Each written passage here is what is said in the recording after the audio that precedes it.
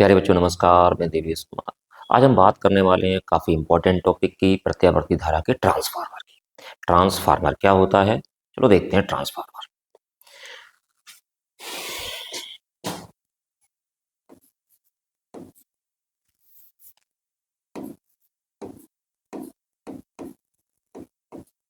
Transformer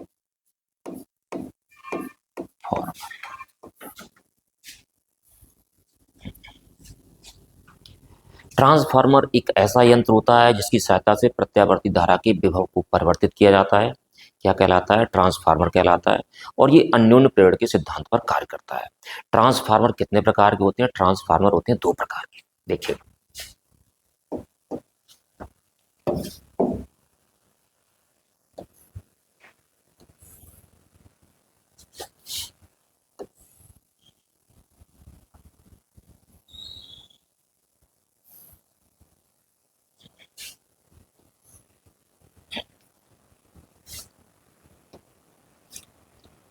तो transformer होते हैं हमारे पास दो प्रकार के। एक ट्रांसफार्मर आपका होता है ऊंचाई ट्रांसफार्मर।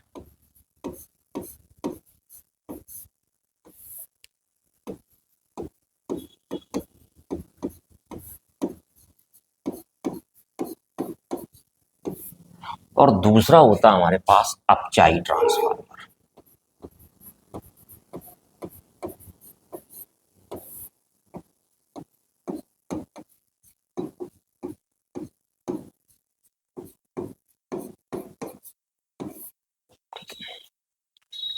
ऊंचाई ट्रांसफार्मर कौन सा ट्रांसफार्मर होता है? ऊंचाई ट्रांसफार्मर वह ट्रांसफार्मर होता है जो प्रत्यावर्ती धारा के विभव को बढ़ाता है। और अपचाई ट्रांसफार्मर वो ट्रांसफार्मर होता है जो प्रत्यावर्ती धारा के विभव को क्या करता है? घटाता है। इसमें जो विभव होता है वो क्या होता है? वो इंक्रीज होता है। और इसमें जो विभव होता है वो डिक्रीज, मतलब विभव का मान कम हो जाता है। लेकिन ऐसा नहीं है, जो विभव के मान को बढ़ाएगा वो धारा के मान को घटाता है।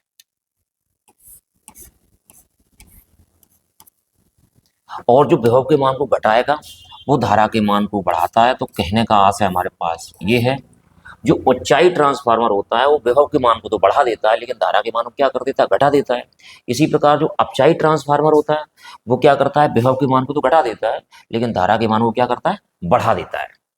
और इसका सिद्धांत क्या है?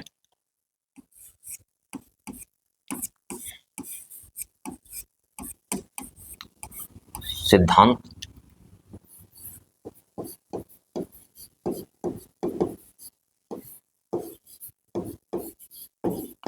अन्योन्य प्रेरण। तो आप समझ गए होंगे ट्रांसफार्मर क्या होता है। एक ऐसा डिवाइस, मतलब एक ऐसा यंत्र जो प्रत्यावर्ती धारा के विभव को परिवर्तित करने के काम में आता है। क्या कहलाता है? ट्रांसफार्मर कहलाता है। कितने प्रकार के होते हैं ट्रांसफार्मर? ट्रांसफार्मर होते हैं दो प्रकार के। नंबर एक, ऊंचाई ट्रांसफार्मर, जो कि प्रत्यावर्ती धारा के विभव के मान को क्या करता है? बढ़ा देता है। दूसरा क्या होता है? अपचाई ट्रांसफार्मर होता है, जो प्रत्यावर्ती धारा के विभव के मान को क्या कर देता है? कम कर देता है, मतलब घटा देता है। तथा इसका सिद्धांत क्या है? यह अन्योन्य प्रेरण के सिद्धांत पर कार्य करता है। चलो अब देखते हैं इसकी रचना। अब देखते हैं इसकी रचना।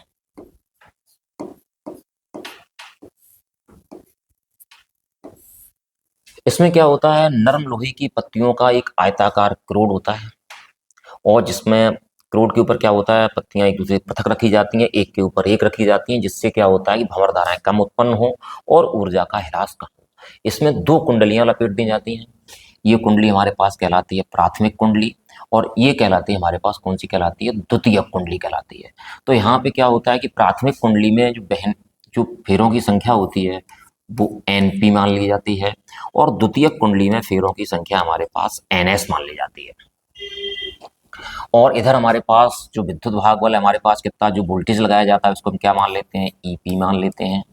और इसको हम क्या मान लेते हैं? ES मान लेते हैं। और इसमें जो बहने वाली धारा होती है इसको IP मान लिया जाता है, और इसको हम क्या मान लेते हैं? इसमें IS मान लेते हैं। तो ये हमारे पास प्राथमिक कुंडली रही, जिसमें फेरों की संख्या हमारे पास कितनी रही? NP, धारा कितनी रही? IP, और जो वोल्टेज लगाया गया कितना रहा हमारे पास? EP। द्वितीय कुंडली में फेरों की संख्या कितनी रही हमारे पास? NS। विद्युत भाग बल जो उत्पन्न होता है हमारे पास कितना रहा? ES। और धारा हमारे पास कितनी थी? IS।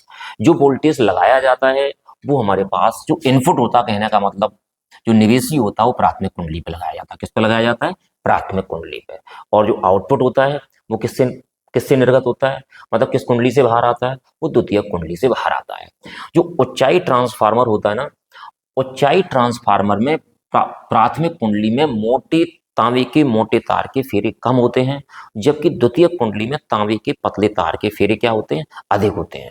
तो आप समझ गए रचना में क्या होता है, इसमें नर्म लोहे की एक क्या होती है, एक आयताकार या फिर गोलाकार क्रोड होती है, जो एक पत्ती के ऊपर दूसरी पत्ती तीसरी पत्ती पत्तियों को इस तरीके से बनाई जाती है, एक पत्ती दूसरी पत्ती तीसरी पत्ती चौथी पत्ती इस प्रकार बनाई जाती है, जिससे कि इसमें भंवर धाराएं कम उत्पन्न हो और ऊर्जा का ह्रास क्या हो, कम हो। इसमें कितनी कुंडलियां होती हैं, दो कुंडलियां होती हैं, एक प्राथमिक होती है, कौन सी होती है, द्वितीयक होती है।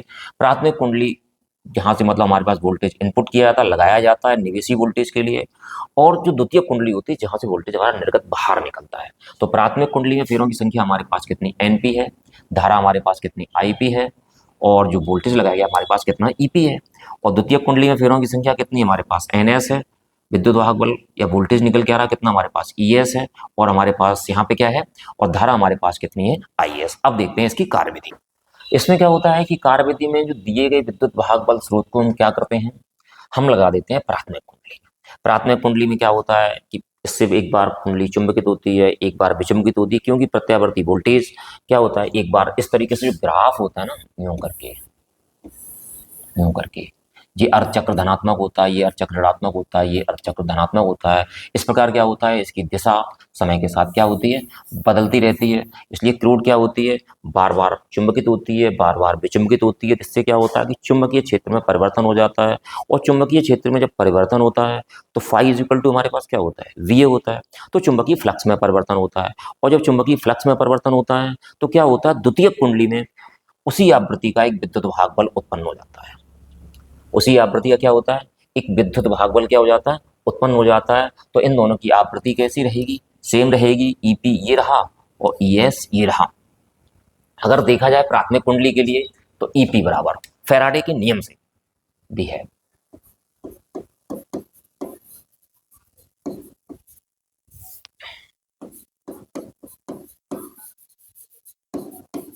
हमने पढ़ा है E इज इक्वल टू क्या होता है, माइनस का N delta phi upon delta T. अगर हम प्राथमिक कुंडली की बात करें तो ईपी इज इक्वल टू क्या हो जाएगा, माइनस का NP delta phi upon delta T. Equation number कौन सा रहेगा हमारे पास, फर्स्ट रहेगा। अगर हम द्वितीय कुंडली की बात करते हैं, द्वितीय कुंडली में क्या निकाला जाएगा हमारे पास, ई एस निकाला जाएगा। E S is equal to हमारे पास क्या रहेगा, माइनस का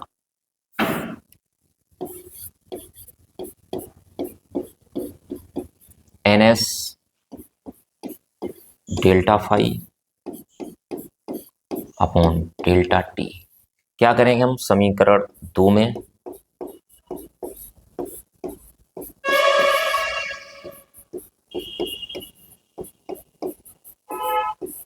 समीकरण 1 का भाग लगा देंगे। तो हमारे पास क्या बचेगा, E S upon E P is equal to minus का N S delta five upon delta T, और माइनस का N P delta five upon delta T. इससे ये कट जाएगा, माइनस से माइनस चला जाएगा। तो हमारे पास क्या बचेगा यहाँ पे, यहाँ बचेगा E S upon E P is equal to N S upon N P.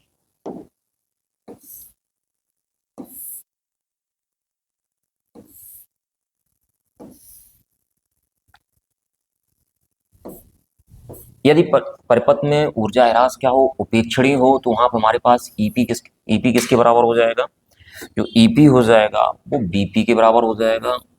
तो इसके सिरों पर लगाए गए विभवांतर के बराबर। और जो ई एस है वो हमारे पास वी एस के बराबर हो जाएगा। तो हमारे पास क्या बचेगा, E S upon E P is equal to V S upon B P is equal to N S upon N P, इसके बराबर हो जाता है। और ये होता है इक्वल आर के, जो आर क्या होता है, आर हमारे पास होता है परिणमन अनुपात।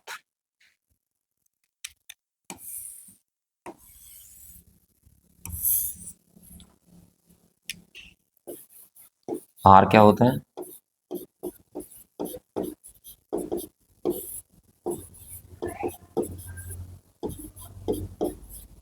आर क्या होता है बेटा?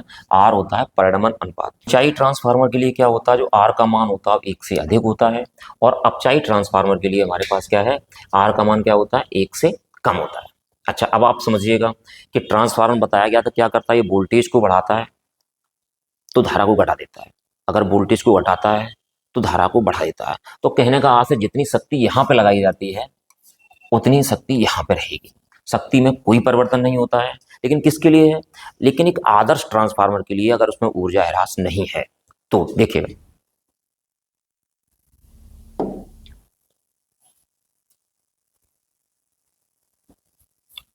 आदर्श ट्रांसफार्मर के लिए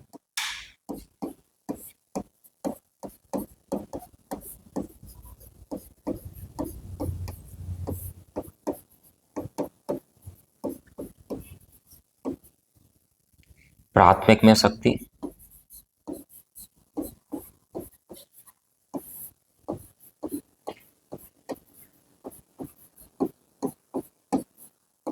शक्ति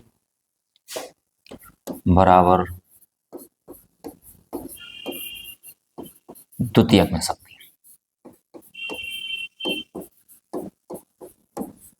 तो प्राथमिक में शक्ति, शक्ति P बराबर हमारे पास कितना होता है? VI होता है। जो प्राथमिक कुंडली है उसमें धारा हमारे पास कितनी है? धारा हमारे पास IP है, और वोल्टेज कितना माना जाएगा? यहाँ पे BP माना जाएगा, तो BP इंटू कितना हो जाएगा? IP हो जाएगा। और द्वितीयक में धारा हमारे पास कितनी है? IS है। वोल्टेज कितना रहेगा? ES बराबर कितना? बस BS है। तो BS रहेगा, तो प्राथमिक में शक्ति हमारे पास क्या रही? BP into IP is equal to VS into IS। तो हमारे पास क्या बचता है यहाँ पे? BP अपॉन VS बराबर IS अपॉन IP, या कह सकते हैं VS upon BP is equal to IP upon IS। यहाँ से साफ साफ आपको दिख रहा है कि V क्या है? इनवर्सली प्रोपोर्शनल है I के। वोल्टेज है धारा की कैसा है? व्युत्क्रमानुपाती है। अगर वोल्टेज का मान बढ़ेगा तो धारा का मान घटेगा, अगर धारा का मान बढ़ेगा तो वोल्टेज का मान क्या होगा? घटेगा। तो हमारे पास अब कंडीशन क्या आ जाती है? हमारे पास कंडीशन आ जाती है ये NS upon NP is equal to VS upon BP is equal to IP upon IS is equal to R।